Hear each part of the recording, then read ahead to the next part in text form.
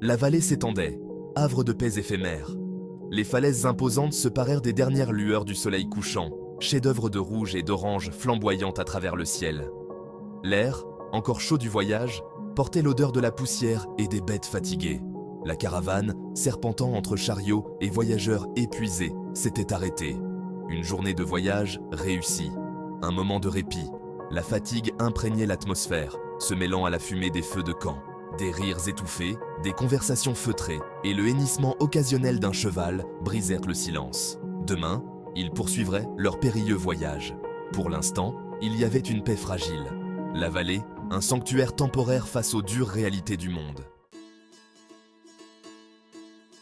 La tombée de la nuit apporta une énergie différente.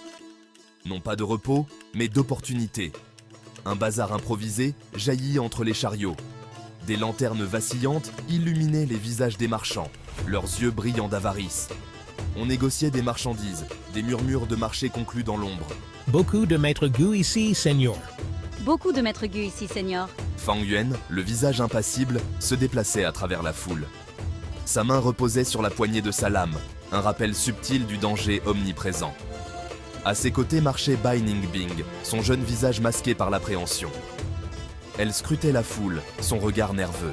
Beaucoup de maîtres Gu ici, Seigneur. Fang Yuan hocha la tête, ses yeux scrutant la foule. Il pouvait sentir le pouvoir vibrer sous la surface. Mortels et maîtres Gu, leur destin lié dans ce marché éphémère. Chacun avec ses propres désirs, ses propres machinations.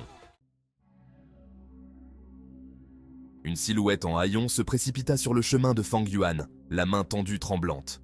L'odeur du désespoir l'enveloppait comme un linceul. L'aumône, gentil monsieur. L'aumône pour un homme affamé. Fang Yuan s'arrêta. Son regard froid et calculateur se posa sur le mendiant. Il ne voyait pas un homme, mais un obstacle.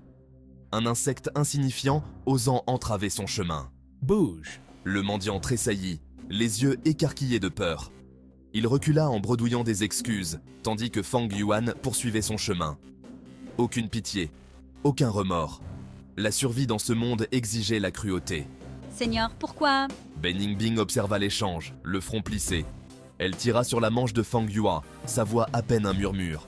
La compassion est un luxe que nous ne pouvons nous permettre. Ces paroles, tranchantes et froides, flottèrent dans l'air, une vérité crue de leur existence. Ils atteignirent un étal rempli de marchandises étranges et exotiques. Fang Yuan s'arrêta, intrigué par une collection de feuilles d'érable violette chatoyantes. Des feuilles d'érable violette, rares et précieuses. Je pourrais les vendre à un bon prix. Alors que Fang Yuan négociait avec le propriétaire de l'étal, une jeune femme s'approcha. Son visage, encadré de mèches noires de jais, était d'une beauté douce. Ses yeux, cependant, reflétaient une profonde tristesse. Zhang Xinqi, une autre maître Gu.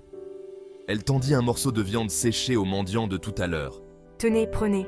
Le mendiant la fixa, stupéfait. Il tendit la main avec précaution, les doigts tremblants, et prit la nourriture. Des larmes lui montèrent aux yeux.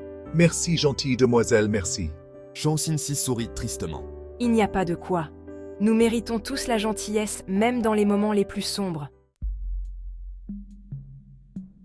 Fang Yuan observa l'échange, les yeux plissés. Les actions de Zhang Xinxi l'intriguaient. Une telle compassion affichée était rare, presque insensée dans leur monde. Était-ce un geste calculé? Un moyen de gagner les faveurs? Il avait entendu des rumeurs sur Zhang Xinxi. Jeune maître Gu, issue d'un clan en déclin, elle parcourait le pays, cherchant à aider les personnes dans le besoin. Certains louaient sa compassion. D'autres y voyaient une faiblesse. La gentillesse est une faiblesse, un risque inutile. Et pourtant, il ne put s'empêcher de ressentir une lueur de... quelque chose. Curiosité? Peut-être.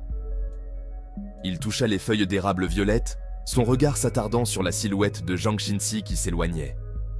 Il avait beaucoup à apprendre sur ce monde, sur la complexité de la nature humaine. Seigneur? La voix de Bai Ningbing était hésitante. Elle avait senti son changement d'attitude. Fang Yuan se détourna de Zhang Xinxi, son expression redevenant impassible. Viens, nous avons ce que nous sommes venus chercher. Alors qu'il s'éloignait, Bai Ningbing jeta un dernier coup d'œil à Zhang Xinxi. La jeune femme était maintenant entourée d'autres mendiants, son visage illuminé d'un sourire bienveillant. Deux chemins divergeaient dans ce marché poussiéreux. L'un pavé de cruauté, l'autre d'empathie. Fang Yuan, endurci par ses expériences, s'accrochait à son pragmatisme. Zhang Xinxi, un phare d'espoir, osait croire en un monde meilleur. Le lendemain matin, la caravane s'ébranla. La vallée, qui n'était plus un sanctuaire, devint un souvenir. Le grincement rythmé des routeaux des chariots, les cris des conducteurs et les grognements des bêtes emplissèrent l'air. Fang Yuan, perché au sommet d'un chariot, regardait le paysage défiler.